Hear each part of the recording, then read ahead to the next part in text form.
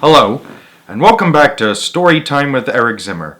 I hope you enjoyed hearing those classic retellings by James Marshall last week. For the next 2 weeks, I've got an extra special treat. And yes, I promise I'll get back to Roald Dahl books soon.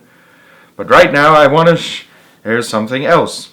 For the next 2 weeks, we're going to read classics by one of the most beloved children's authors of all time, and he happens to share my name too, Eric Carle, who is known for so many great books, including Brown Bear, What Do You See?, The Grouchy Ladybug, and of course, The Very Hungry Caterpillar. And his art style is like none I have ever seen before. I don't think many of us have seen art like the style he has. So for the next 2 weeks, we're going to read some Eric Carle classics. And starting with one of my favorites by him, The Grouchy Ladybug.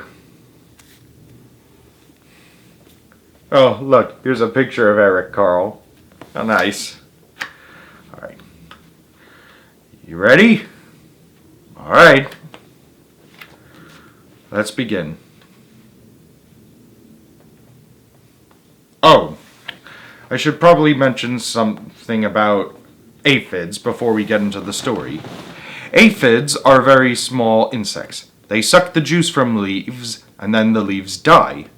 Ladybugs eat aphids. That's good for trees, shrubs, and other plants that have leaves. To the ladybugs, I, Eric Carle, of course, have dedicated this book. 3 cheers for them. Yes, 3 cheers indeed. The Grouchy Ladybug by Eric Carle. It was night. Some fireflies danced around the moon. At 5 o'clock in the morning, the sun came up. Must be summertime high up in the north, where they get a lot of daylight hours. A friendly ladybug flew in from the left. And it saw a leaf with many aphids on it, and decided to have them for breakfast. But just then a grouchy ladybug flew in from the right. It too saw the aphids and wanted them for breakfast.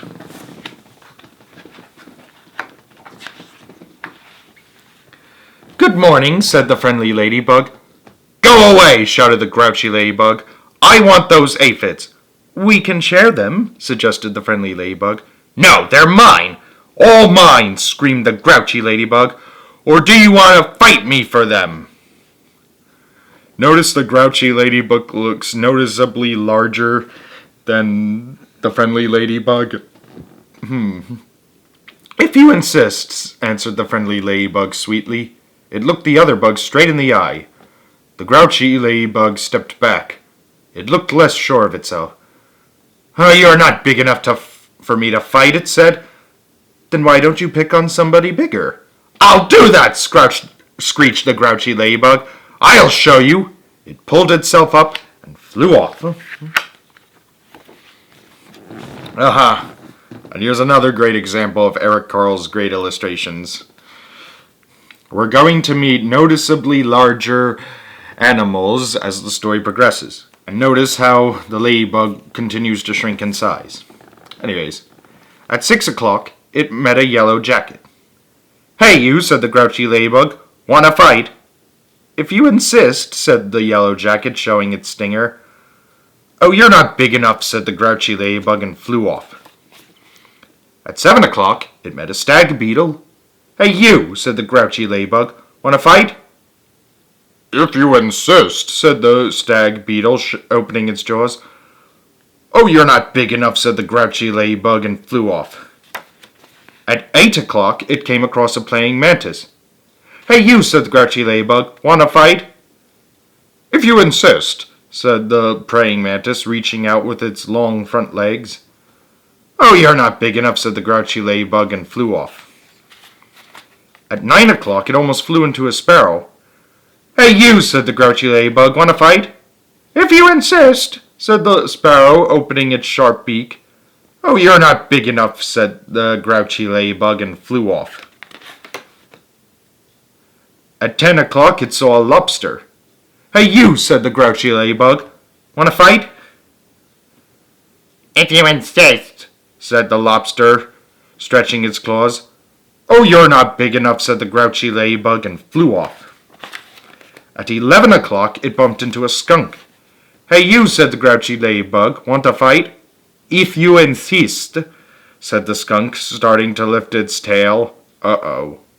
Oh, you're not big enough, said the Grouchy Ladybug, and flew off. At 12 o'clock noon, it spotted a boa constrictor. Hey, you, said the Grouchy Ladybug. Want to fight? If you insist, said the boa constrictor snake. Right after lunch. On the other hand, rodents are part of a snake's diet.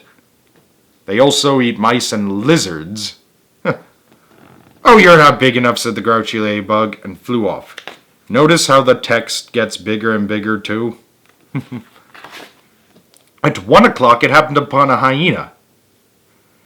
Hey, you, said the Grouchy Ladybug. Want to fight? If you insist, said the hyena, laughing eerily and showing its teeth. Oh, you're not big enough, said the Grouchy Ladybug, and flew off. At 2 o'clock, it met a gorilla. Hey, you, said the Grouchy Ladybug. Want to fight? If you insist, said the gorilla, beating its chest. It looks as if the gorilla has a mustache there. Oh, you're not big enough, said the Grouchy Ladybug, and flew off. At 3 o'clock, it ran into a rhinoceros. Hey, you, said the Grouchy Ladybug. Want to fight? If you insist, said the rhinoceros, lowering its horn. Oh, you're not big enough, said the Grouchy Ladybug, and flew off. At 4 o'clock, it encountered an elephant. Hey, you, said the Grouchy Ladybug. Want to fight? If you insist, said the elephant, raising its trunk and showing its big tusks.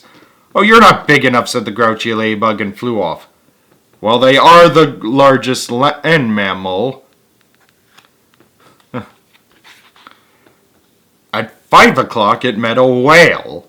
Hey, you, said the Grouchy Ladybug. Want to fight? But the whale did not answer at all. Oh, you're not big enough anyway, said the Grouchy Ladybug, and flew off. Don't be too sure. They are the largest mammals in the world. Must be a blue whale, too. They're the largest. At 5:15, the Grouchy Ladybug said to one of the whale's flippers, Hey, you, want to fight? But it got no answer, so it flew on. At 5:30, the Grouchy Ladybug said to the whale's fin, Hey, you, want to fight? But it got no answer, so it flew on. At 5:45, or 5:45, the Grouchy Ladybug said to the whale's tail, Hey, you, want to fight? And the whale's tail gave the Grouchy Ladybug such a slap that it flew across the sea and across the land.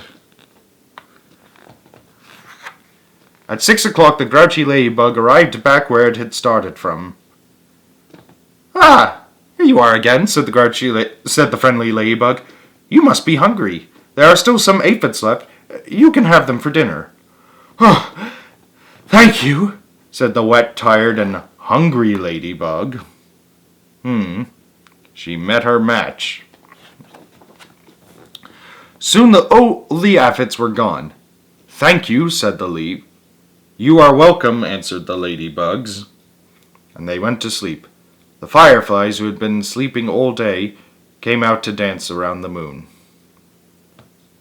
What a nice story. The end. Thank you for listening. I'll see you next time on Story Time with Eric Zimmer.